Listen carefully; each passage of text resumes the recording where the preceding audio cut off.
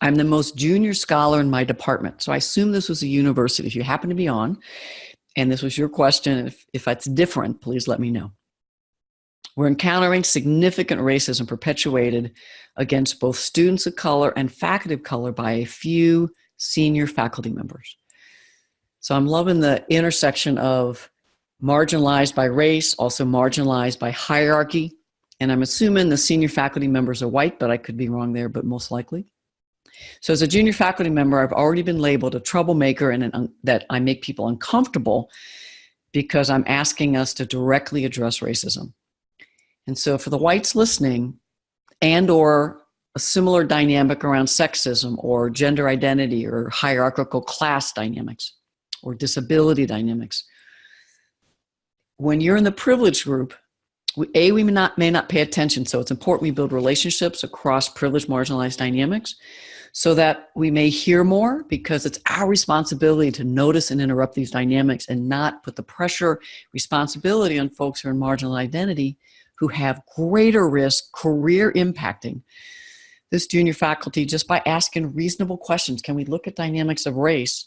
Sounds like they already have put their tenure, if they are tenure track, in jeopardy, because it's most likely, if you know universities, older as in my age, late 50s, early mid 60s folks often are on those promotion and tenure committees, almost always white, and maybe have not ever been held accountable for inclusive promotion tenure practices.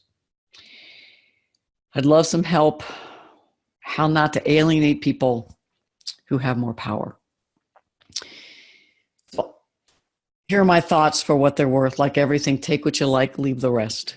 I want you to consider who else can you get in your corner.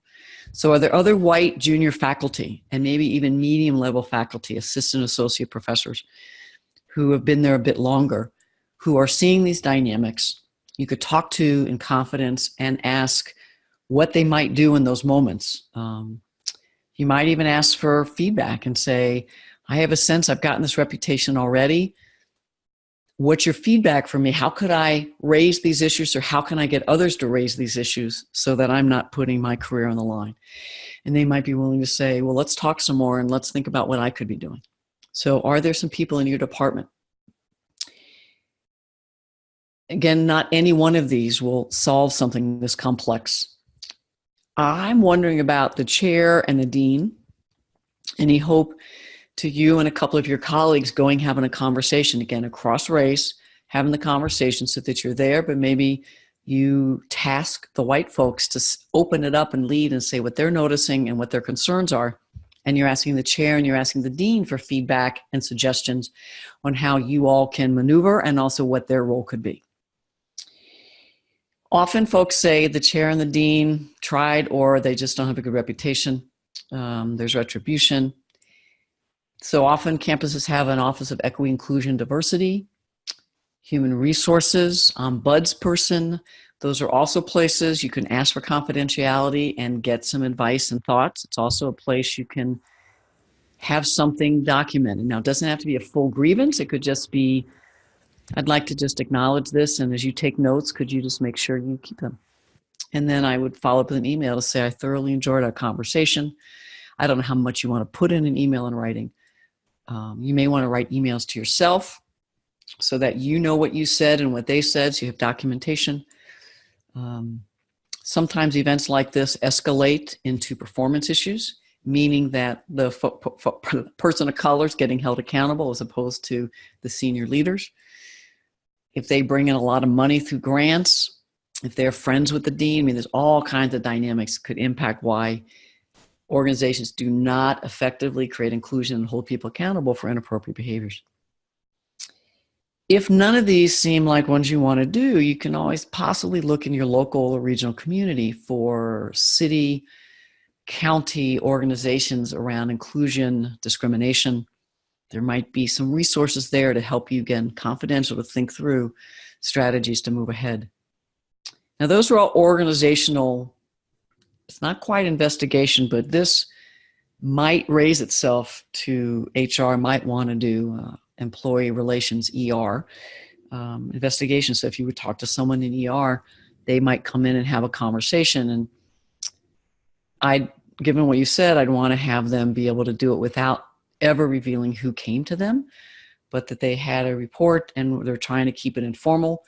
But they start talking to the chair and they talk to some other people. You're one of them, and you recommend who else maybe to talk to.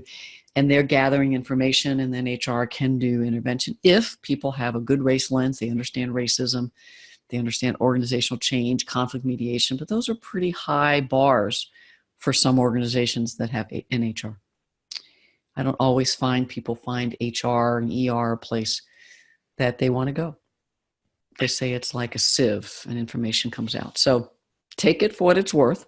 You may want to find some other folk of color in the organization you respect, ask their opinion, get coaching from them, and say, who could I go to get some ideas or to help?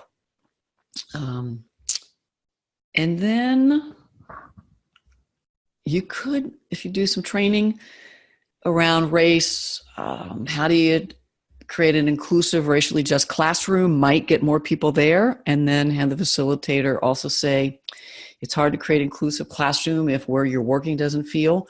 And so it could be either a part 2 or a part of the one session, and see if people can show up and talk about what it's like to be a white ally and intervene when they see dynamics. Those are some of my best thinking. We had a question come in. Oh, it wasn't related. So let me just see if there's anything else. I think I'll end with, I just really hope you find support. And that's often going to be other folks of color on campus or in the community. If you have a regional or national network that you can bring people together to just listen to you and help you think about it so they're not on campus. But this is such a common dynamic that I hear from junior faculty across marginalized identities, and particularly junior faculty of color, because very few departments I've ever run into even have a beginning capacity to talk honestly about race and racism in our courses, in our classes, much less in our organization. And the fact that the senior leaders are able to, the senior faculty members are able to, without accountability, I don't know what they're doing, but it's seeming to have a very negative impact on you. Getting the line of supervision, the chair and the dean aware, I think is critical. Now, whether you do that, get someone else to do that. Hope these were useful thoughts.